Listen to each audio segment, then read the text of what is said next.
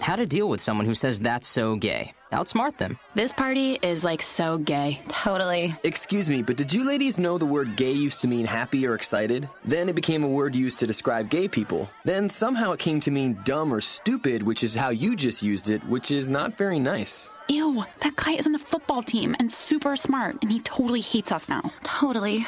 When you say that's so gay, do you realize what you say? Knock it off. Learn more at thinkbeforeyouspeak.com. Brought to you by Glisten and the Ad Council. You're listening to Living Full Out with Nancy Solari. As a successful motivational speaker and trusted life coach, Nancy knows how you can live the life you want regardless of the challenges you face. Although she's legally blind, Nancy's mission is to inspire others to overcome obstacles and live life full out. Call in at 800-333-0001 to ask Nancy for advice on topics such as relationships, finances, business, health, and more. Just call 800-333-0001. Once again, that's 800-333-0001. And now, here's Nancy. Hello, everybody. Hope you're having a great day. So here we are. I'm Nancy Solari. This is the Living Full Out Show. And today we're going to be talking about fear, how to overcome fear in our lives. You know, nobody has fear, right? None of us. Now, that's not true. We all know that fear can come wrapped up in all sorts of different packages. It might be fear pertaining to a past trauma or a bad relationship or being rejected or put down. Fear may come from future fears of the unknown and, you know, what will come of us? You know, what will we be one day? Will we succeed? Will we get a health challenge? Will we become disabled? On and on and on. But you can't live in fear. You only have now to really relish in, to really soak up. And part of being a part of this show for me as the host is that I get this quality time with you so that we can stay motivated and get past our challenges of, you know, obstacles, fears, whatever you want to call them. It's just a name for a circumstance and an emotion we put around that circumstance. But you have the ability to control those fears. You have the ability to use your mind in a way to serve yourself positively rather than allowing all those influences to gobble your mind up with negative thoughts. Remember that self-talk is really, really important. When you talk about yourself, only talk about yourself in a positive way. If you aren't your best friend, then I'm not going to say no one else will be, but you have to be your best friend. You have to be the biggest cheerleader in your life because that will be what gets you through. You know, I've learned in my life that I've met great friends, some have come and some have gone, and I've had family members that, you know, I really wanted them to live forever and then they've passed. And the one person that you absolutely will go through this life journey with side by side is yourself.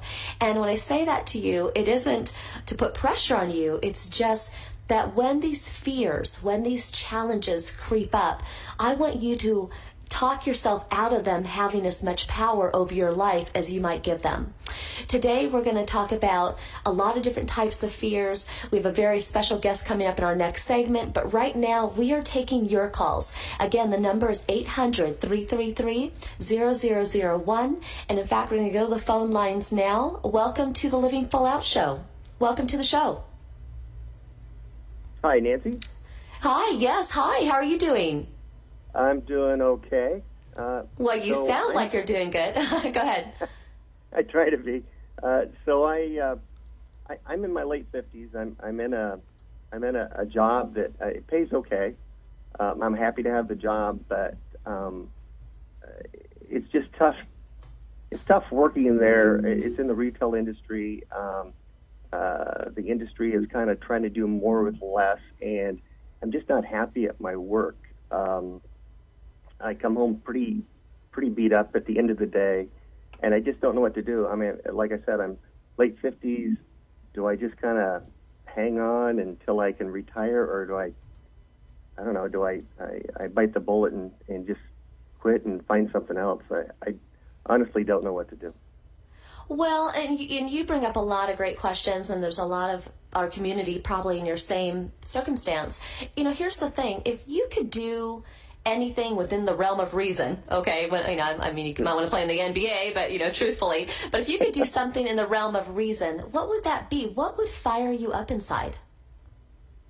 I honestly don't know anymore. I used to be pretty creative, kind of into art, but that was a long time ago, and I don't know if that would even be able to pay the bills. You know what I mean? Mm-hmm. I hear you. So here's my suggestion is, I don't want to see anybody leap, like frogs, we can leap to a lily pad, right? I wouldn't want you to leap to a lily pad not knowing something of what you're striving for. Okay? Like, I believe in being fearless. I believe in taking chances and rolling the dice, because you get one life and you want to live it. You want to feel alive.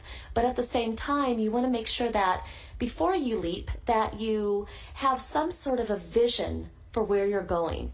And it doesn't have to be a crystal vision, but it has to have some definition to it. And so what you might consider is taking on some hobbies around passions that you enjoy. Just start there first. It's kind of like your body and your mind and your heart and your soul, they need to come alive again with what brings you joy. And rather than putting the pressure of having to make money at those hobbies, it might make more sense to stay in the position you're at right now, but allow yourself to start to feel those passions. Start to feel creative again, start to feel the success that comes with, living that passion. And the thing is a lot of times when one area of our life feels out of balance, like your work feels for you right now, we tend to put so much of our emotional, physical energy into that it kind of becomes the anchor or the chains holding us back in life. When I just wonder if you had other outlets, other passions that you could really bask in and feel joy around, I wonder if that would lighten up your world when it comes to your retail job, if maybe you wouldn't feel like that is such an anchor. Does that make sense? It sure does, and I honestly don't have any vision right now, and the job is all consuming, and maybe a hobby would help a lot. Well, and take your power back. Don't let that job control all the hours in your day. You get 24 hours, right? We all get 7 days a week. And your job needs to have enough of those hours to pay you what you want to make per week. But it shouldn't dictate everything. If you're ever in a situation, like if you have a confrontation or a really long day or a customer that drives you crazy, here's the thing you always want to remember. Those people go home and they're not thinking about the day like you are. They're not taking it with them. Okay? Absolutely. So you don't want to beat yourself up 1 second longer than you need to. Go be your best, do your best, live full out in your career. And the thing is, I bet you're really good at it. So don't lose sight of why you're in that position. Somebody hired you over other people because they saw something in your personality. They saw something in your talent, in your knowledge. And so you were chosen for that position for a reason. So just do your best at it. And then when you're off the clock, it is time to party. It is time to live those passions. And maybe, just maybe, you will find that, I'm pretty darn good at painting. I'm pretty darn good at this passion. Let me just start creating more. And then maybe you start selling artwork, at a fair. Who knows? Maybe you decide you're going to go get a teaching degree in art. Who knows? But I would start there first and then let that passion take over this other job. Great advice. Just talking about it kind of helps an awful lot, and I sure appreciate all the advice. Absolutely. Well, keep us posted. Call in on a future show. Let us know how it goes. But I'm excited to see you out there doing art or something else you love. All right? Thank you so much for calling in. Take care. Bye-bye. Bye. that last caller brings up such a great point. Sometimes we're stuck in a moment, a job, a relationship, something that just keeps us festering. It's like we're almost just cycling through the day every evening with how much you hate that job, how much you want to get out of the relationship, and it just makes us spiral. But what you want to do is you want to take that energy and put it somewhere else. Put it towards something for a greater cause rather than dwelling on a situation. Trust me, I've been there. I've had relationships where I've been like, ooh, did I say the right thing? Did I do the right thing? And I look back at all that contemplating and I think, oh my gosh, I could have been learning Spanish. I could have been writing a book. Consider our last caller for all of us as a wake-up call that our time is valuable. Our time is precious. When we're not, quote, quote, working, making the money that we need to pay the bills or have extra for fun, that precious time is yours. Take that, run with that, read a book, write a book, work out, cook, do art, whatever it is that lights you up inside. Because at the end of the day, well, like I was talking about at the very beginning of the show, you have to be your best advocate. You have to be your best friend. So do something with yourself. Have a great time. Have a ball. Laugh out loud. Don't be afraid to step out there alone and try something. I hear my clients say all the time, oh, well, I want to do this. I want to go do that workout program, but I don't want to do it by myself. Why not? Why not? I say you do it. You can be competitive with yourself. You can be supportive for yourself. And who knows who you might meet when you take on that new hobby, that new passion. So part of today's show is just analyzing where are we at right now? What is holding us back? Why are we giving that so much pressure? And I call it that because that's the name we're going to give it. It's just that. It's not anything. We call it a fear. We call it a challenge, but it's just this emotion that holds us back. And so consider where you are in your life, but consider what would bring you joy, what would make you just, your heart sing, what would make your face and your eyes and everything just feel refreshed and alive and awake. That's the zone you want to be in. So how do you get there? It sounds all good, Nancy. How do I get there? Well, you tap into shows like this. You read books to motivate you, to educate you. I firmly believe that anything that we want to do in life is possible. It's just at what level. If somebody is excited about science, maybe they're really into astronomy or NASA or whatever. I'm not saying they have to go off and, fly to the moon, but you can enjoy that hobby, you can enjoy that passion, you can enjoy discovery and still tap into that passion in a different way. If cooking's your thing, same thing. You can find resources to help guide you to where you want to go. So we'll be coming back after this next break with our very special guest, Sean Swarner. Stay with us. This is the Living Full Out Show. I'm Nancy Solari. We'll be back.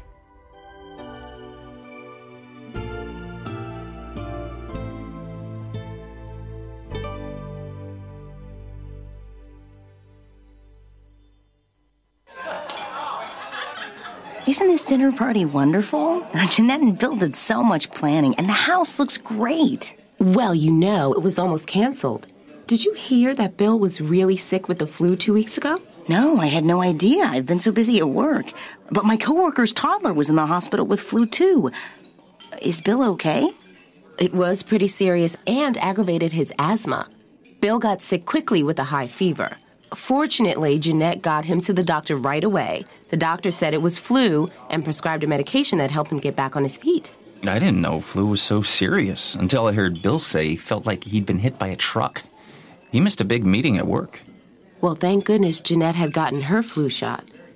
Because, she's expecting. What? Oh, man. I guess that was another thing you guys didn't know either. A message from the Department of Health and Human Services. Hi, I can't come to the phone right now because I'm abusing my children. Not just verbally, but physically. I'll get back to you. If only child abuse was this easy to recognize. If you even suspect abuse, call Child Help at 1-800-4A-CHILD or visit childhelp.org. We've helped millions of people help millions of children. All calls are anonymous and confidential, so call 1-800-4A-CHILD or visit childhelp.org. Child Help. Trust your instincts. Brought to you by Child Help and the Ad Council.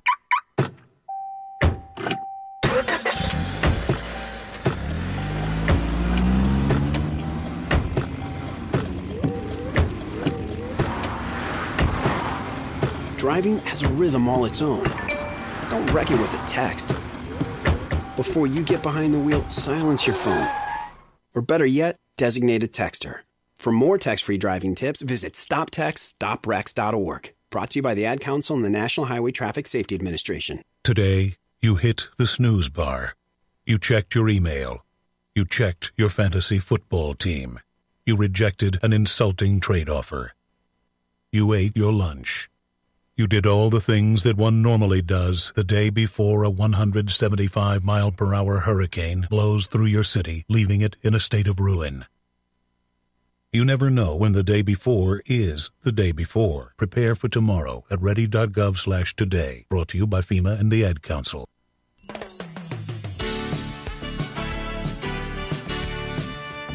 You're listening to Living Full Out with Nancy Solari. A professional motivational speaker, Nancy can help you overcome obstacles and start living full out. Call in with questions live at 800-333-0001. Once again, that's 800-333-0001. And now, here's Nancy.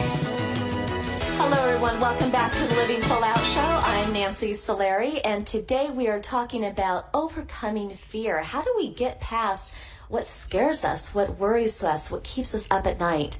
Well, it's not easy. And anybody who tells you it is, run the other direction. But we do have the ability to calm those fears. We do have the ability to use positive, motivational talk, the self-talk to ourselves, as well as empowering others to get past those fears. Today, we're dedicating this show to helping you to figure out where you are feeling fearful in your life, where you are feeling stuck in your life, and helping you to get to the other side.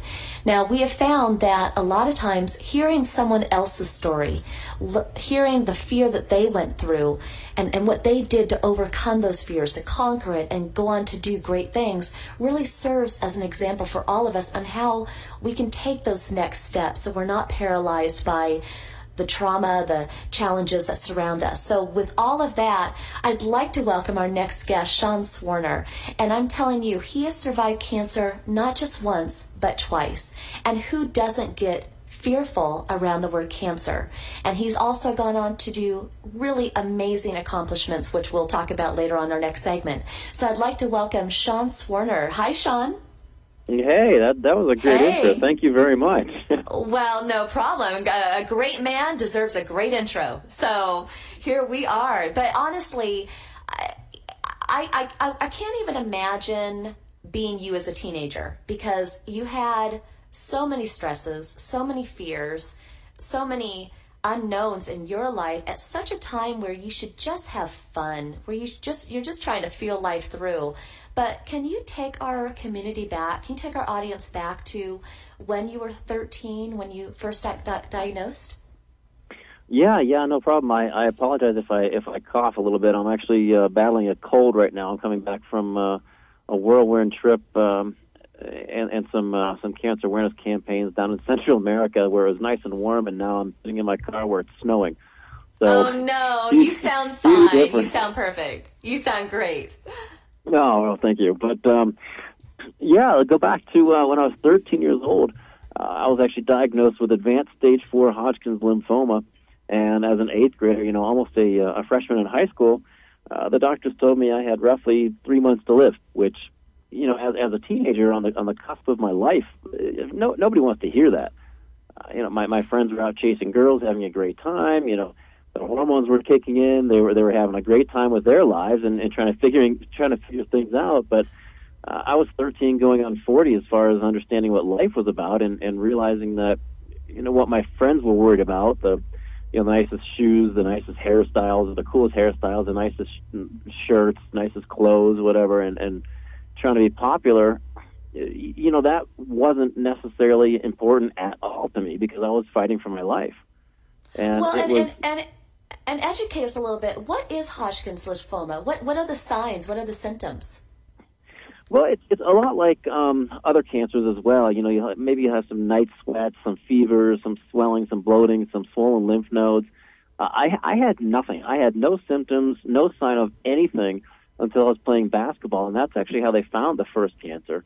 I came down from a layup and something snapped in my knee, so I suffered a knee injury, and that knee injury triggered every joint in my body to go so haywire that everything swelled up. And that's the only way that they found it. So, there's always, I always say there's always a silver lining, and always look for the positives in things. So if there was a positive in the fact that I suffered a knee injury, because of that knee injury, my life was about to change forever and for the better eventually, too. Well, and again, here you are 13, you're playing basketball, you're just trying to get through life, but you get this diagnosis, and were you able to still go to school, or were you out of school? Well, whenever, and if anybody knows what it's like going through chemo, sometimes there are good days, sometimes there are bad days, and when there are bad days for me, they were really bad days. I mean, I was vomiting and throwing up and nauseous for 2 to 3 days on end, 3 days in a row sometimes. And obviously those days I wasn't going to school, and whenever my counts were down, I wasn't going to school. Whenever there was a cold going around the school and around the students, I wasn't going to school. But when I had those good days, I went and definitely took advantage of them. So I try to push myself as much as I could and try to be normal as much as I could. But obviously, the whole cancer thing kind of made my life be on pause for a while. Yeah, I can imagine. Now, when the 3-month point came around, you had gone through all your chemo? Did you then go into remission? What happened there? I did. Fortunately, thanks to the miracle of modern medicine, family support, prayer, and just an inner will to get up out of the hospital, I walked out of the hospital a year later, a hairless, happy, bloated young man. I was back into being a normal teenager, if you can use the word normal to describe a teenager, but I was back being a normal child, and I was living life to the utmost for a year until I was going back in for a checkup for the first cancer. That's when they found a second cancer. Now, was the second cancer the same type of cancer? Actually, I'm the only person in the world to have ever been diagnosed with these two types of cancers. There were two primary cancers, completely unrelated, and the second time around, the prognosis from this type of cancer is 6%. And keeping in mind that only there's a prognosis of, like I said, 6%, and 3 out of 1 million people get this type of cancer. So if you have 100 people with this illness, essentially 94 die.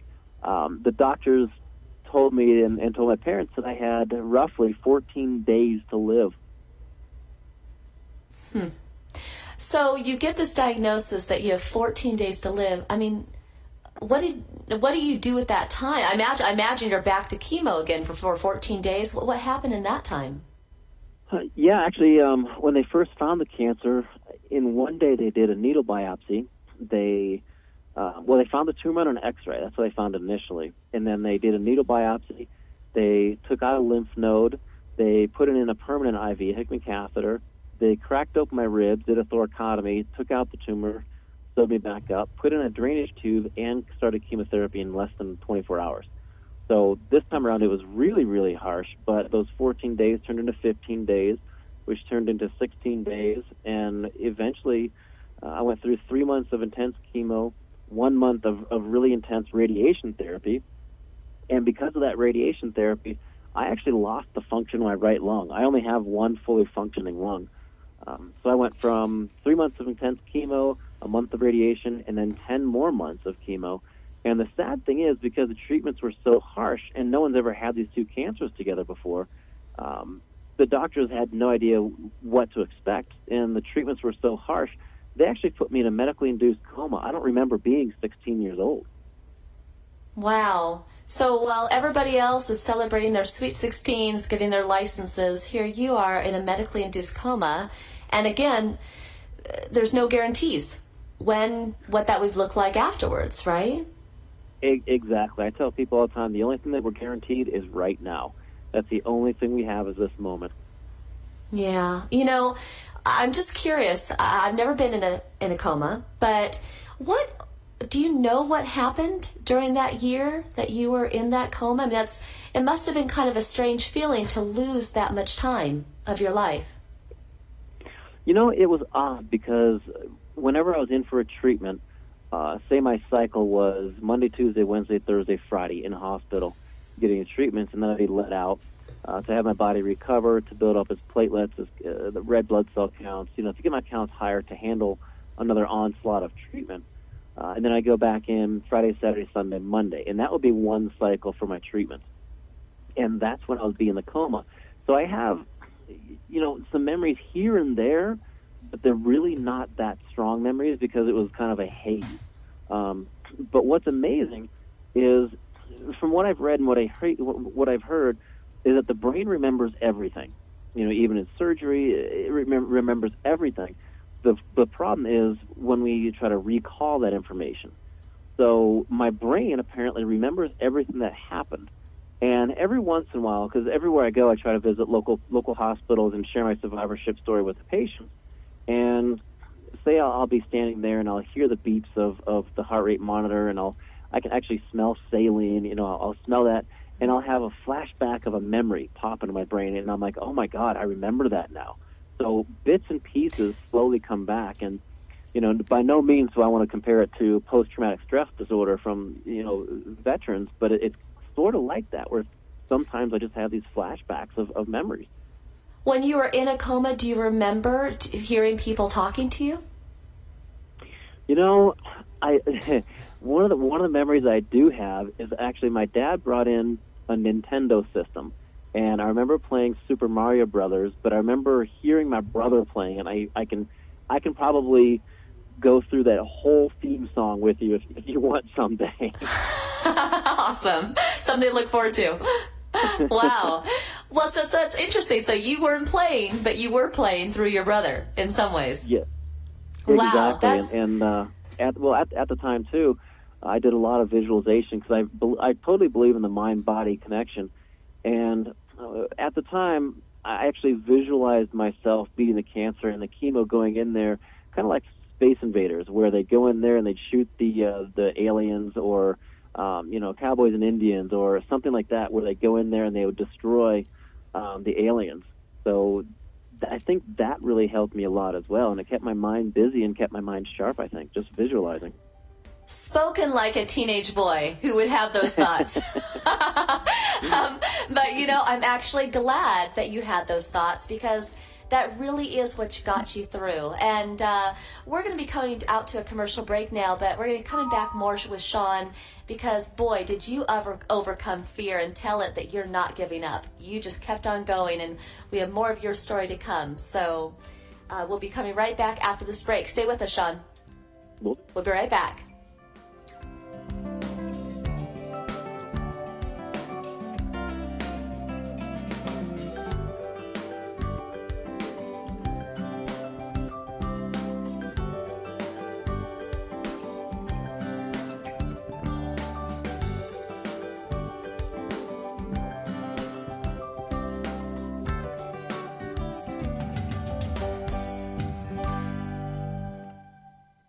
Hi, professional skateboarder Tony Hawk here with Bugs Bunny and Daffy Duck to remind you to get moving every day. Because when you get moving an hour a day, you'll have the energy to skate through anything. Nice play on words, Doc. That's how I roll, Bugs. So whether you like to work the half pipe... Now that's catching air. Kick the soccer ball around, or dance in your room.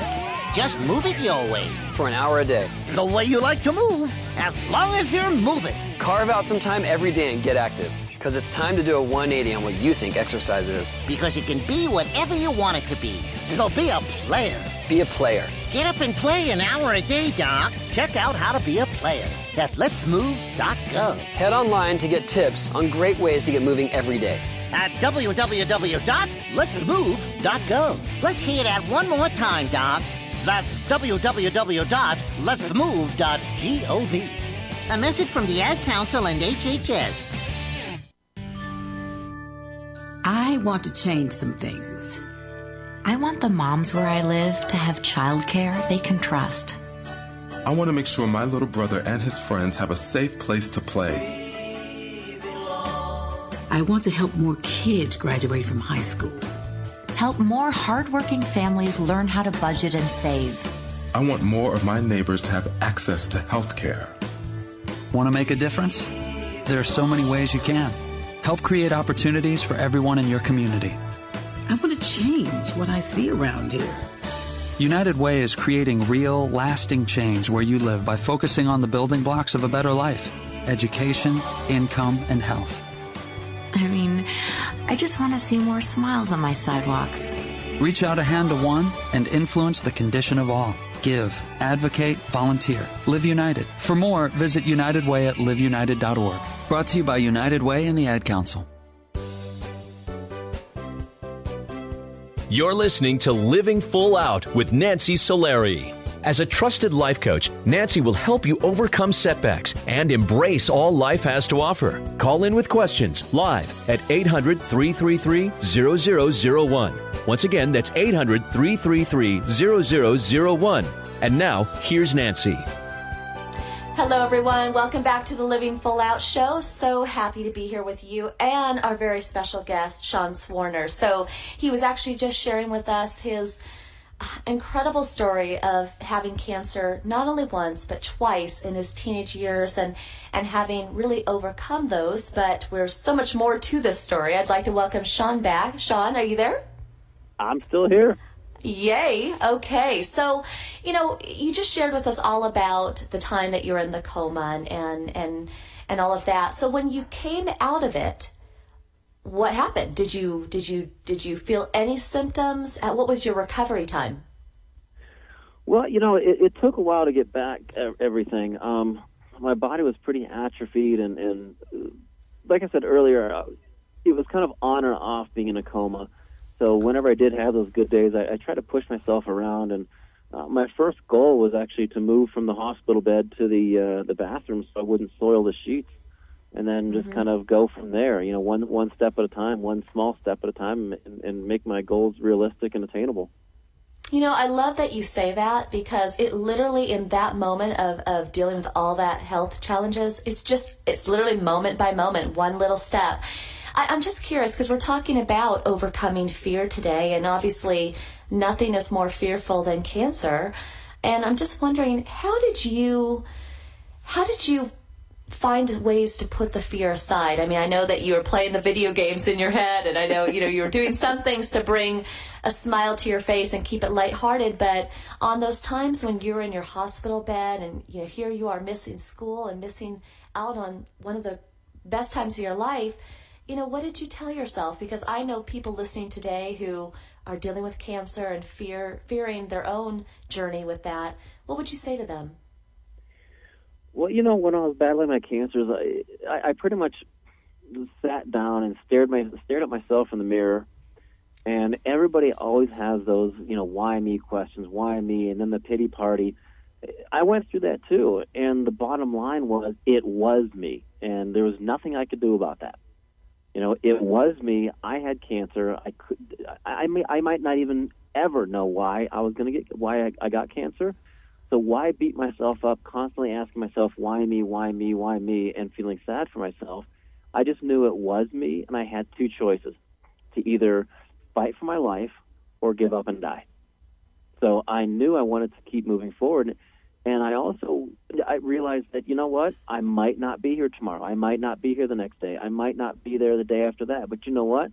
The time that I was going to be around, I was going to enjoy every moment I had.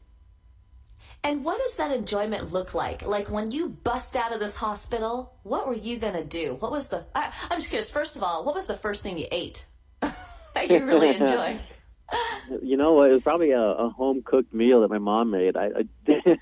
Or maybe an omelet. I love omelets. That was probably it, either omelet or pizza that my mom made for me. Simple pleasures, once again. But when you finally came out of this foggy time of your life and you were healthy again, you had a new lease on life. What did you want to do? What did you want to achieve? You know what? In all honesty, when I got back out of the hospital, I just wanted to be normal. You know, I didn't want to talk about it. I didn't want to mention even the fact that I had cancer because it had been such a part of my life and it held me back for so long. I just wanted to be normal. That was my only goal, was to just be a normal, at that time, 17, 18-year-old. You know, I just wanted to go to college. I wanted to have fun in college. I wanted to increase my education, and I just wanted to be normal. And the thing is, I'm sure you did that very well for several years, but between you and I, and nobody knows this yet, but you are like a superhero. And so when it comes to some of the things that you've done, so obviously you were basking in being normal, but then you eventually said to yourself, you know, I want to do more. And kind of what got you in that mindset? Well, you're absolutely right. I don't know about that whole superhero part, but I appreciate it. You know, I went to college. I turned into Belushi from Animal House. I had a huge party for 4 years. I enjoyed life way too much. But then I started thinking about my life and reflecting on what I went through, because anytime you go through anything traumatic, cancer, a car accident, you know, abuse, it could be drugs or alcohol, whatever it might be, anytime you go through something traumatic, it changes who you are. It changes your direction in life. And at some point in your life, you have to do what I did. And I stopped. I turned around and I looked at myself, because I was just taking one step, then another. And I realized that every step I took was a choice. Every step I took was a decision that I made, either to go right, to go left, to go straight, or sometimes not to go anywhere at all. So I decided that instead of pursuing my psychology degree and getting my doctorate to be a psychologist for cancer patients and their families, because as we all know, it's not an individual disease. Everybody who knows you is affected by it. Instead of doing that, because I just emotionally wasn't ready to help cancer patients and their families, because I hadn't dealt with my own baggage. I still had everything that I had to sort through to understand what I went through and how it changed me.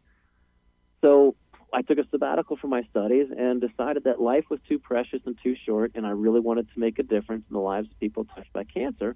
And I wanted to give them something I never had when I was going through treatments, which is hope. And I have a saying that the human body can live for roughly 30 days without food. The human condition can sustain itself for about 3 days without water, but no human alive can live for more than 30 seconds without hope, because without hope, we really have nothing left. So I did some research. I kept thinking, all right, well, I want something big. I want something bigger. I want something bigger. I want literally the biggest and the highest platform in the world to scream hope. So I did some research with the help of my brother. We founded the Cancer Climber Association, which is our nonprofit. And in 2002, you know, about 10 years after I climbed after I beat and climbed these two cancers, I became the first cancer survivor, and keeping in mind that I only have one lung, first cancer survivor to climb to the top of the world, Mount Everest. That is amazing. And did you scream the word hope? I did, actually. I took a flag up there that was probably about 2 feet by 3 feet, a silk flag that had people who were touched by cancer, their names on there.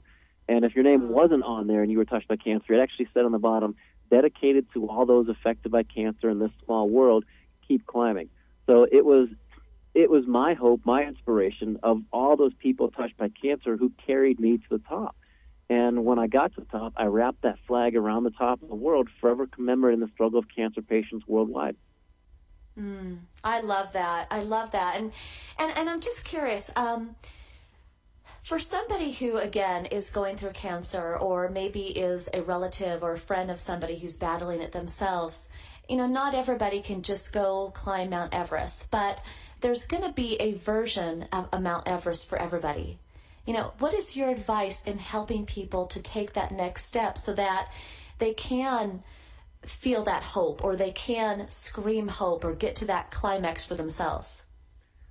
Well, the funny thing is, you mentioned that not many cancer survivors are going to climb Everest. I'm highly doubting anybody with one lung after having two cancers is ever going to climb it again. So, you know, with that, and in the same breath, everybody has their own mountain to climb, their proverbial mountain. Everybody has their own Everest, the big thing that they have to get around, get through, get over, get under, whatever it takes. There are always obstacles in your way. But what I do is I tell people all the time, focus on the end before you begin. Because that way, if you make it real in your mind's eye and you picture in your head success, whatever that is to you, whatever event, maybe it be, walk around the block, maybe it's run a 5K, maybe it's run a marathon, maybe it's hike, the Appalachian Trail, maybe it's go scuba diving, who knows, whatever it might be, go skydiving. But in your mind, before you begin, make it real. Because that way, when you're climbing your proverbial mountain and you hit some obstacles or frustrations that might slow you down, it'll never be enough to frustrate you to quitting if it's real to you. If you don't picture it real and you hit those exact same frustrations and setbacks, they might be enough to slow you down to quitting. But in your head, if you're successful before you begin, nothing will ever stop you. I love that. I really do. And again, you've been there. You've walked this walk. The talk is real as well. You're doing it, and that's such a perfect example of living full out. However, you and I both know sometimes people have a hard time just getting out of bed in the morning. They have so many bills that they have to pay for, and they just feel like, I want to do things, but I'm just surviving. What do you do for those that just feel like they're surviving? What do you say? Well, like I said, the only thing that we're guaranteed is this moment, right now, right here, right now. And try to live in the now as much as you can and enjoy it. Look around and enjoy as much as you can. There are so many people who are focused on the negative, the bills, like you said, everything that is negative in their lives. Try to focus on the positive. And I tell kids all the time in high school and elementary school, because I tour around and give talks every once in a while, and I tell them all the time, people are so focused on the positive, but sometimes it's the wrong positive. If you're sitting there telling yourself while you're walking, don't trip, don't trip, don't trip, you're going to trip because it's still negative, as opposed to saying, stand tall, walk strong. Stand tall, walk strong. That's positive. Don't trip is negative because it's still a negative in there. And if you open your eyes and look around your bed, look around your house, look around your town, look around your country, there's good in everything. You just have to look for it and find it. I love that. Honestly, Sean, you're so classy and you're so honest and so vulnerable. The fact that you can share this story with us, and it's really remarkable. And I want to thank you so much for being a part of the show. You are a lot of what the show stands for in being that honest. So thank you for that. And we're here to support you on your next adventures. I know you're always traveling, spreading the word, and supporting those with cancer. So thank you again for being on the show, and we'll be looking out for you and supporting you along your path. Yeah, well, I greatly appreciate it. After doing the highest mountain on every continent of the South Pole, I'm actually heading to the North Pole this spring. Well, that does not surprise me, but you really are amazing. So thank you so much for being on the show, and we'll be looking out for you. Thank you. Pleasure. Thank you. Have a great day. You too. And again, Sean brings up such great advice. Don't lose hope. Stay positive. That's what Living Full Out is all about. We'll be right back after this commercial break, taking your calls.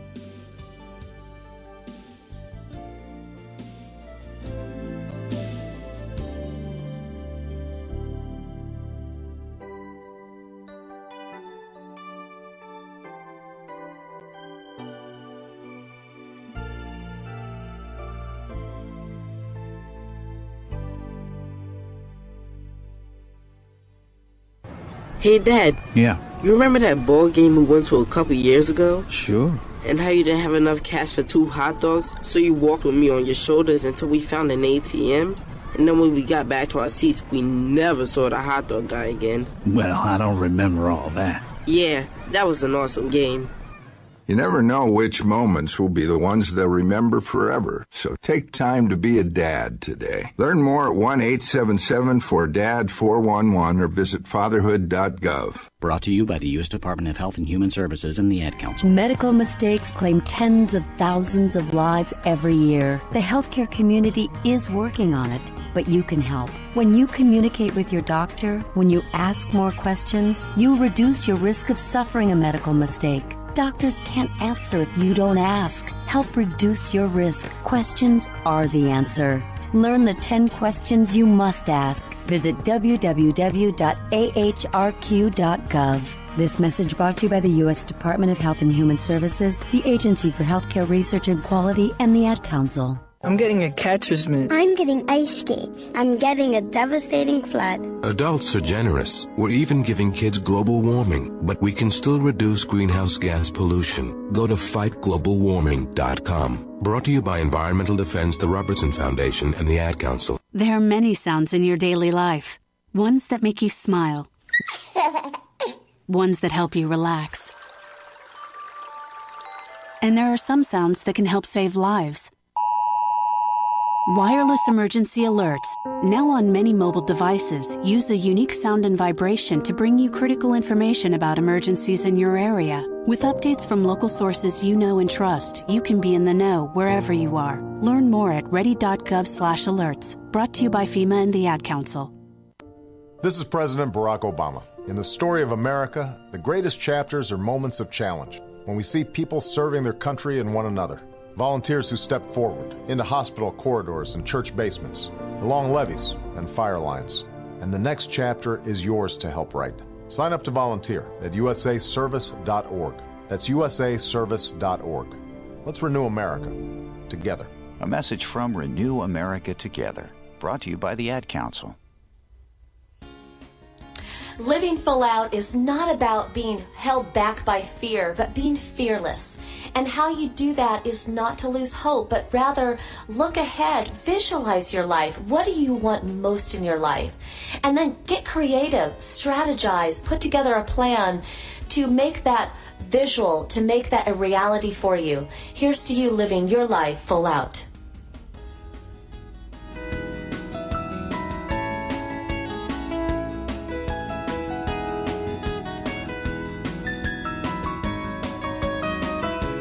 You're listening to Living Full Out with Nancy Solari. As a certified life coach, Nancy can help you to overcome challenges and start living full out. Call in with questions live at 800-333-0001. Once again, that's 800-333-0001. And now, here's Nancy. Well, here we are in the last segment of the show. I can't believe it, but this time is dedicated to you. We're going to be taking your calls at 800-333-0001. In fact, we're going to go to the phone lines now. Welcome. This is the Living Full Out Show. Hi. Hi. Hey, welcome to the show. What's going on today? Thank you. Well, I really love to travel and challenge myself, and I'm actually going to be living in several different places over the next couple of years, and I'm just kind of wondering how I can work on building long-lasting relationships, even though I'm not going to be in one place for a very long period of time. Well, you know what? That is exciting, and I've actually done a lot of traveling myself, and I've been there. You know, you're going to meet all these great people, and you might just have one night of fun. What do you do with that? How do you nurture those relationships, right? You know, right. Where are you going to be? Where are you traveling to? Where are you going to be going? Well, the first place I'm going to be going is Brazil for 9 months. Okay. I've already been there before, but this will be a little bit longer this time. Okay. And then after that, I'm hoping to go to Australia for a similar amount of time. Love it. Love it. So, you know, here's what you want to consider. Really, even though you've been to Brazil, research it a little bit more. Look at different ways in which you might be able to take little gems or giveaways or reminders to your friends. Like if you meet somebody, yeah, you can exchange numbers, you can exchange emails, social media contacts, whatever that may be, but sometimes that's just not personal enough. You know, sometimes you could, you know, take a camera with you and do something creative with a picture for them, or take a bunch of note cards, maybe they could be blank. I don't know about thank you notes, but they could be blank, and maybe write somebody a personal note. You know, allow yourself to stand out a little bit more than just the average exchange of contact information. Also, I believe that some of the best friendships I have had are not with people I see every day. Sometimes there are people that I've only spent a short amount of time with, but because we've dialogued so much via email or phone, that they know more of my life than some of the people I live next to. So keep your heart open at all times. Always be accepting applications for more friends because, life is short, How does that sound? No, I mean, that sounds great. That's great advice. And at the same time, I'm wondering, because I know I'm going to meet a lot of people that not only maintaining the relationships that I have back here in the U.S., but formulating those new ones and seeing where that can go from there. Well, that's why I brought up the idea of having a card, a note card or something to give them to write a personal note. And that's why you may want to take pictures and maybe be able to email them a picture later as a remembrance or something. There's a lot of ways in which we can add personal touches in the moment as well as when we're trying to follow up and re-nurturing that relationship. Okay, great. Yeah, so keep us posted and travel safe and just have fun. Live full out. Thank you very much. All right. Thank you for calling in. So she sounds fearless. She is on her way to great experiences. But you know what? In every journey, there's going to be moments where we're going to have a challenge. We're going to fall down. Things aren't going to go right. And when that happens, you got to rally. You got to be positive and find ways to take those moments and try to have a chuckle if you can, or a good cry. Sometimes I've cried, but after every cry, usually there's a bright moment, a silver lining, and that's really where you want to keep yourself in that space. Sean Swarner, he just gave us so much great life lessons in his interview, and one of the things that I took away from our interview with Sean and that I want to just kind of share with you before we end the show here is just to be really honest. Life is not easy. Life is hard. Life is going to give you moments where you're stuck having cancer at times when you should be playing. You're going blind like I am when all I really want to see is everybody's faces and sunsets. And, there's a lot of fear when you think about all the things that could go wrong in life, all the uncertainties. But if you stay positive and you just relish in the moment, then you're not going to be soaked up by the fear. You're going to live every day to the fullest, and that's the space that you want to be in each and every day. We're going to go back to the phone lines again. Welcome to the Living Full Out Show. Hi, welcome to the show. Hi. So how can we help you? What's going on today? So I just had a question. So yeah. I'm wondering how I can let past experiences / situations not really influence me in the moment, try and move past it. I'm not too sure. Is the past situation that you're describing, was it due to another person, a relationship, or was it something that happened for you personally that you can't shake? It's multiple people, and it's just influenced decisions that I've made. And so, for example, family has a big impact on the things that I do or don't do. And I kind of want to stray away from that. Well, you know what? Here's the thing. Always trust your instincts. There's always going to be people who are going to give their advice. It's always going to be there.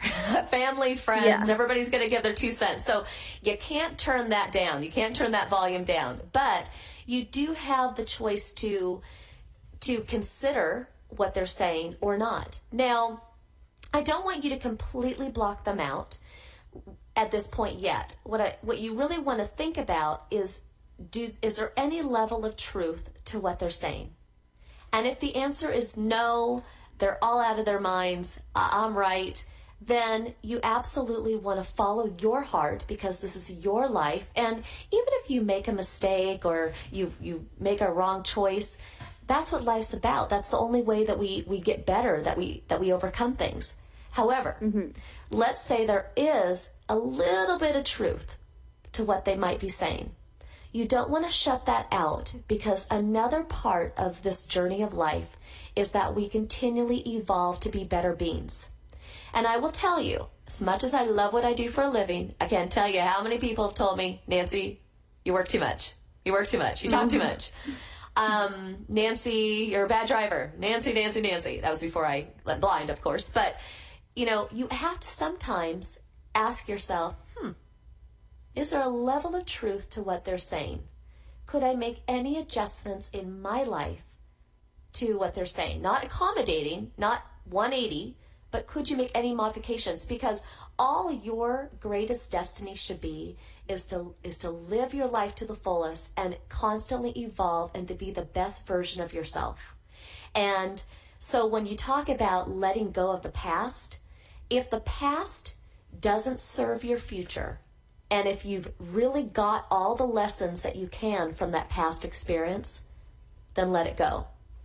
Say whatever you want. Say a prayer, say a statement of motivation, haha, get out of my life, whatever you want to do. Say something and poof, let it go. Because it does not serve you to hold on to the past.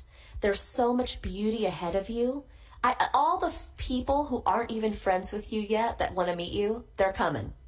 All the wonderful opportunities that are going to make you laugh, cry, and yes, get upset and angry, they're still coming. So the only way to set yourself free and embrace the future is to let go of the fear, what's holding you back, and just let yourself be you. Does that make sense? It makes sense. Thank you. So what can you do today to take that first step towards that new life? Well, first I'm going to look on it and see if there's anything I have yet to learn from those experiences. If not, then I'm going to do that statement of motivation and be poof. But if there is something that I can take and use it to help myself grow, then I will definitely do that. Absolutely. And thank you for hearing that, because I believe in you. We all do. And we would love for you to call in and, keep us posted on your evolving and really love that. I mean, you're a beautiful being, and I can't wait to see how much more dynamic you get. Just love yourself. Absolutely. Yeah. So thank you for courageously calling in, and we look forward to cheering you on.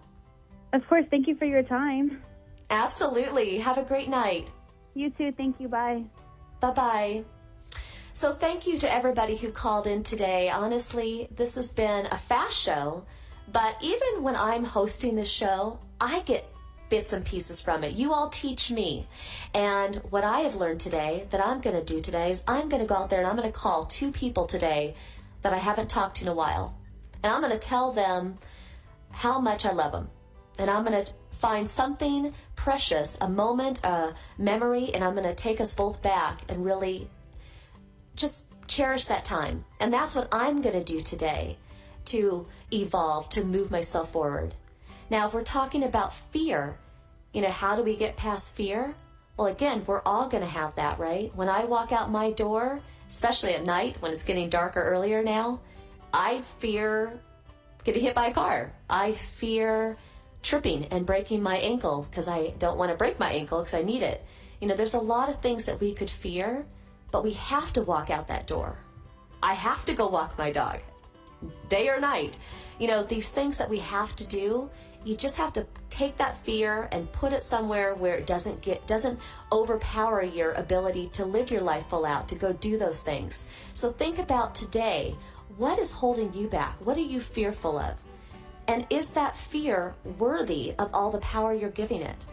Probably not, because if you look around, just like Sean Swarner was saying, if you look around, there's great things surrounding your life. There's love, there's hope, there's the future that hasn't even come yet of all the exciting things coming your way. If you allow yourself to be paralyzed, stuck, or get just trapped in despair, you're going to kind of be souring your future, and nobody wants that. So go out there, smile, laugh, cry in happy tears if you need to. I want you to live your life full out. I want you to be able to feel free. If you have any questions or need any coaching, feel free to give us a call. The number at Living Full Out is 310-909-7800. You can reach me personally at extension 101. Or if you'd like to hear more of our past shows, go to livingfullout.com. You can catch us live there every week. And also, we have valuable information on there that will help you along your path of evolving and getting past those fears. I again want to thank my entire Living Full Out team here. We have Diana and Ashana and Rich in the studio. So thank you to everybody. And just know that you're loved, you're adored, and we will absolutely see you next week. Here's to you living your life full out.